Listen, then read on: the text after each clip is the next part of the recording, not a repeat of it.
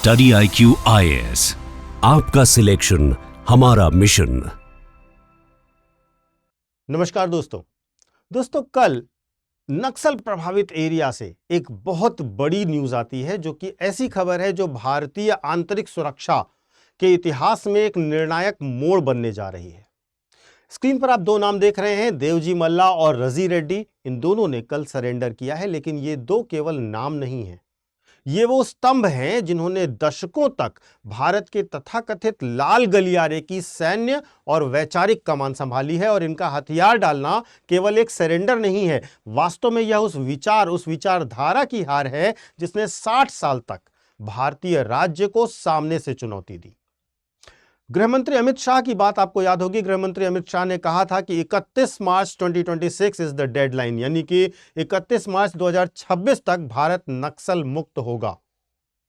सवाल लेकिन यह नहीं है कि सरकार क्या दावा कर रही है, असल सवाल यह है कि क्या 60 साल पुरानी यह इतनी मुश्किल जंग पिछले कुछ सालों के एफर्ट से भारत जीतने जा रहा है। और आज के इस विशेष वीडियो में हम शुरुआत करेंगे, हम समझेंगे, हम चलेंगे नक्सलबाड़ी की उन गलियों में जहां यह चिंगारी बनती है। फिर हम चलेंगे दंतेवाड़ा और सुकमा, जहां के जंगलों में हमारे जवानों का, हमारे लोगों का खून बहा। और फिर लास्ट में हम चलेंगे दिल्ली और दिल्ली के उन रणनीतिक गलियारों को समझेंगे जहां इस लाल आतंक को आखिरकार घुटने टेकने की रणनीति बनाई गई और कौन सी वह रणनीति थी जिसने इस प्रकार से सक्सेसफुली काम किया। तो अंत तक बने रहिएगा वीडियो में। सबसे पहले मैं आपको अपने सोशल मीडिया हैंडल्स बता देता हूं। यूपीएससी मेंटोर पंकज सर के नाम से आप मुझे कनेक्ट कर सकते हो इंस्टा और टेलीग्राम पर, जहां पर आपको मेरे सारे वीडियोज़ के लिंक मिल जाएंगे। तो दोस्तों, तारीख थी 25 मई 1967, जगह थी पश्चिम बंगाल का एक छोटा सा गांव नक्सलबाड़ी। यहां पर क्या था, यहां पर सामंतवादी किसान व्यवस्था एक तरफ थी और दूसरी तरफ थे आदिवासी युवक जिनको उनकी खुद की जमीन से बेदखल कर दिया गया था। इसकी वजह से गुस्सा फूट पड़ा और गुस्सा यहीं पर खत्म भी नहीं हुआ। एक पर्सन चारू मजूमदार, उन्होंने इसे सिर्फ किसान विद्रोह नहीं माना, उन्होंने इसको आइडियोलॉजी दी। उन्होंने इसको जोड़ा मौत से तुंग की क्रांतिकारी थ्योरी से, जो कहती है कि सत्ता बंदूक की नली से निकलती है। और इनके नजरिए से भारत की समस्या सामंतवाद, पूंजीवाद और भारत की प्रशासन व्यवस्था, जो संसदीय प्रशासनिक व्यवस्था है, ये सब थी। शुरुआत होती है जब इस आंदोलन की, तो ये एक प्रकार से रोमांटिक रेवोल्यूशन जैसा था। कोलकाता के प्रतिष्ठित कॉलेजेस से तेज तर्रार युवा किताबें छोड़कर जंगलों की तरफ चल पड़े और उन्हें यह लगा कि अब वे चीन की तरह भारत में भी एक सशस्त्र क्रांति कर सकते हैं। समस्या यह थी कि उन्होंने भारत की उस बुनियादी सच्चाई को इग्नोर किया जो बताती है कि भारत में कोई तानाशाही नहीं है, भारत एक जीवंत लोकतंत्र है और हमारी लोकतांत्रिक सोच हमेशा से रही है। इसके बाद 1970 के दशक तक सरकार ने इसको कुचलने का प्रयास किया, लेकिन यह विचार मरा नहीं बल्कि और फैल गया। यह दक्षिण और मध्य भारत की ओर खिसका। आंध्र प्रदेश में पीपुल्स वॉर ग्रुप बनता है और बिहार में माओइस्ट कम्युनिस्ट सेंटर बनते हैं। और इसके बाद 21 सितंबर 2004 को ये दोनों समूह, यानी कि पीपुल्स वॉर ग्रुप और माओइस्ट कम्युनिस्ट सेंटर, ये दोनों आपस में विलय कर लेते हैं और बनती है संस्था CPI माओइस्ट। तो देखिए, जो चीज शुरू होती है वेस्ट बंगाल में 1967 में, बिहार और आंध्र तक जाती है, फिर झारखंड और उड़ीसा को कवर करती है और अपने पीक पर पहुंच जाती है वर्ष 2000 वाले दशक में। ये देखिए, यह कोई छिटपुट आंदोलन नहीं था, यह बहुत ही ऑर्गेनाइज्ड तरीका था। यहां पर एक तरीके से समानांतर राज्य व्यवस्था कायम कर ली गई थी। इनकी अपनी जनता अदालतें लगती थी, ये अपना टैक्स वसूली करते थे, लेवी लेते थे, इनकी अपनी सेना भी थी, PLGA। आपको ध्यान होगा वर्ष 2006 में तत्कालीन प्रधानमंत्री मनमोहन सिंह, डॉक्टर मनमोहन सिंह ने कहा था कि भारत की सबसे बड़ी आंतरिक सुरक्षा चुनौती है नक्सलवाद। और उस वक्त अगर हम देखें तो भारत के 13 राज्यों में 126 से ज्यादा जिले इस नक्सलवाद की आग में जल रहे थे। आप ध्यान देंगे तो आपको पता चलेगा, यह वह दौर था जब जंगल का कानून चला करता था। 2010 में दांतेवाड़ा की घटना आपको याद होगी। 2010 में दांतेवाड़ा में 76 CRPF जवानों को किल कर दिया गया था। फिर जिरम घाटी में 2013 में 27 कांग्रेस लीडर्स को एक साथ मार दिया गया था और उसके बाद सुकमा अटैक आपको याद होगा। तो एक तरीके से आप देखिए पूरी की पूरी बड़े बड़े घटनाएं ये करते जा रहे थे और लगातार करते जा रहे थे। अब सवाल यह उठता है कि क्या सच में ये जो लड़ाई लड़ रहे थे ये आदिवासियों के अधिकार की लड़ रहे थे या आदिवासियों के लिए लड़ाई लड़ रहे थे? तो अगर हम आंकड़ों पर ध्यान देंगे तो हमें पता चलेगा कि इन्होंने सुरक्षा बलों से कहीं ज्यादा आदिवासियों की जान ली। जिन पर भी इन्हें सूचना देने का शक हुआ मार दिया, स्कूल उड़ाए गए, हॉस्पिटल्स उड़ाए गए, सड़कें तोड़ी गई, विकास को रोकने का हर संभव प्रयास किया गया और हर चीज पर इनका कमीशन हुआ करता था। तो वास्तव में एक जो धीरे धीरे करके समझ आया कि यह नक्सलवाद कोई क्रांति नहीं है, वास्तव में यह एक विकास विरोधी आतंकवाद जैसा है। इसके बाद 2014 आता है और 2014 में रणनीति बदली जाती है। भारत सरकार ने माना कि यह सिर्फ पुलिस की समस्या नहीं है, वास्तव में यह गवर्नेंस की लड़ाई है और इसके लिए भारत सरकार ने पेश किया समाधान मॉडल। समाधान मॉडल को समझिएगा, इसमें एस मींस स्मार्ट लीडरशिप। तो यहां पर यूनिफाइड कमांड बनाया जाएगा और जीरो टॉलरेंस रखा जाएगा।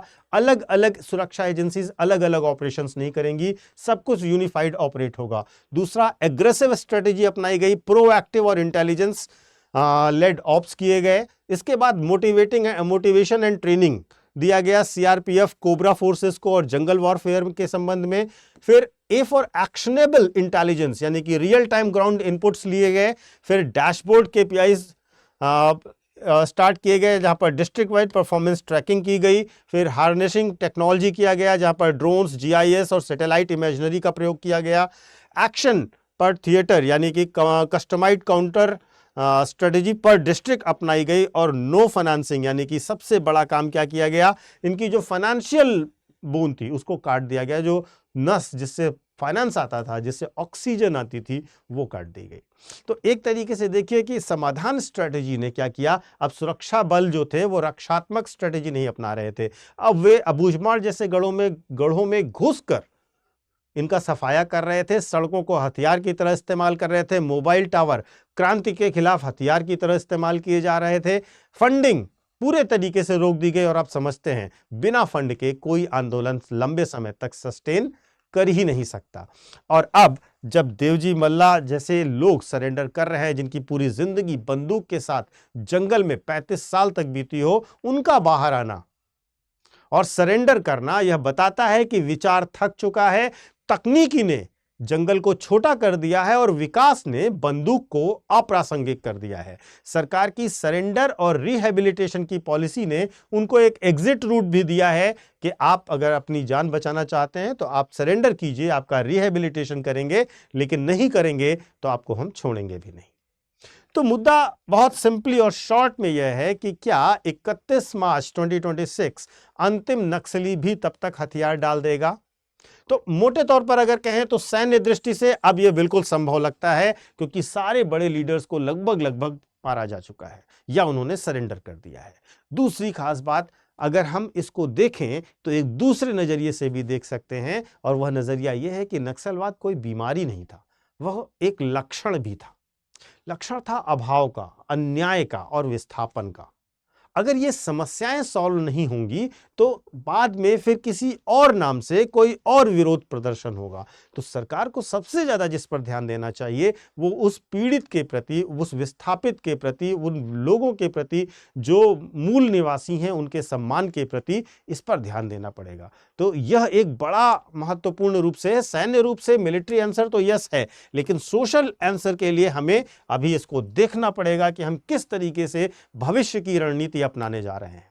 देखिए, भारत ने नो डाउट अपनी सबसे कठिन आंतरिक लड़ाइयों में से एक पर लगभग जीत दर्ज की है और अब लगता है कि 31 मार्च तक हम नक्सल मूवमेंट पर अपनी विजय फहरा चुके होंगे। लेकिन असली जीत तब होगी जब ये युवा जंगल में नहीं कॉलेज चुनेंगे और आगे बढ़ेंगे और समाज में क्रिएटिव भूमिका निभाएंगे। इंटरनल सिक्योरिटी यूपीएससी के नजरिए से भी बहुत बहुत इंपॉर्टेंट टॉपिक है, और नक्सलिज्म का खत्म होना, रेड कॉरिडोर का खत्म होना निश्चित तौर पर हमारी पॉलिसीज की, हमारी एजेंसीज की, हमारी पॉलिटिकल लीडरशिप की, सबकी एक बड़ी जीत है।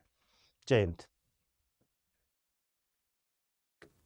एक छोटा सा अनाउंसमेंट उन बच्चों के लिए जो यूपीएससी की तैयारी कर रहे हैं और 2027 में या 2028 में यूपीएससी में अपीयर होना चाहते हैं, उनके लिए हमारा बैच है जो कि P2I बैच है।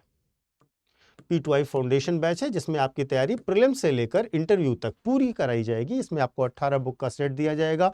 Regular classes, mentorship, writing practice, test series के साथ साथ आपको बहुत सारे रेजिडेंशियल प्रोग्राम्स और स्कॉलरशिप्स भी मिलेंगी। आप एक बार इसकी डिटेल्स को जरूर देखिएगा। इसकी डिटेल्स आपको डिस्क्रिप्शन बॉक्स में दिए गए लिंक पर मिल जाएंगी, हमारे ऐप और वेबसाइट पर मिल जाएंगी। लेकिन एक खास बात भी है, हमारे यहाँ चल रहा है पावर प्ले सेल, और पावर प्ले सेल के अंतर्गत आपको हमारे सारे कोर्सेज 12,999 रुपए से शुरू होते मिल जाएंगे, यानी बहुत अच्छा डिस्काउंट आपको मिल जाएगा। तो देर मत कीजिए। टारगेट आपका अगर यूपीएससी है और सपना है यूपीएससी पास करने का, तो जुड़िए हमारे साथ। बेहतरीन कोर्सेज हैं, बेहतरीन मेंटोरशिप है, बेहतरीन आपका साथ देंगे। मेहनत कीजिए, सपने सफल कीजिए। Thank you so much. Study IQ IAS, आपका सिलेक्शन हमारा मिशन।